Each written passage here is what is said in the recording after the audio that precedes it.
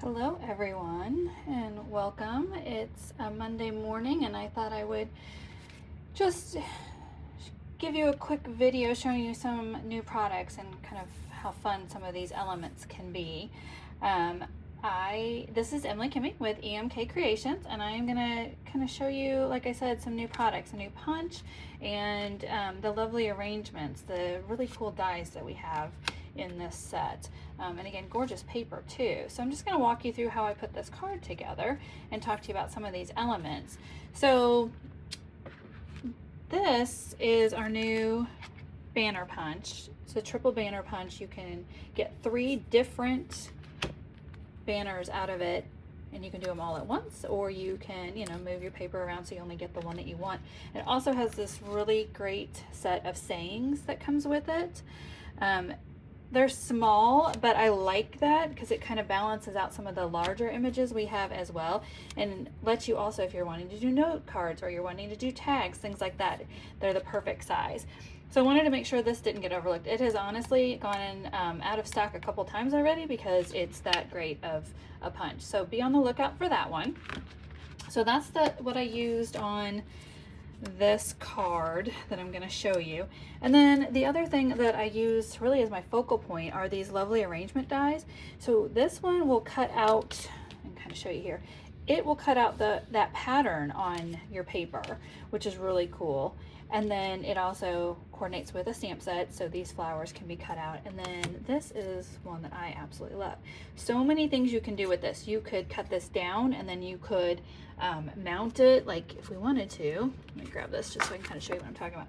You could do this so that it gives you a scallop on the edges. And it's nice because you would have multiple in one piece that you could use. You could do a scallop all the way around this if you wanted to by using those pieces if you cut it apart. But I just cut it out, and again, it made it the focal point of my card. So I'll just walk you through putting it together again, show you these pretty patterns on this paper. Again, this is the Lovely Arrangements. It's an online exclusive, so it's one that I suggest you go check out. You don't want to miss it. Let's see where my bone folder went. Get a good crease in here. This was a card that I used for my class this weekend. We had a game night and we make 4 cards and play 4 games. And this was one of the ones that we made.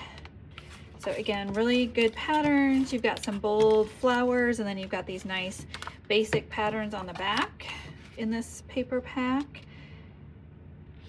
Put that down.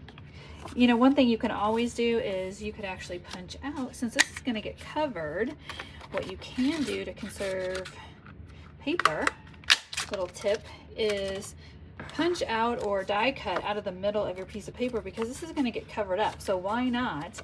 And then you're stretching your materials that much further.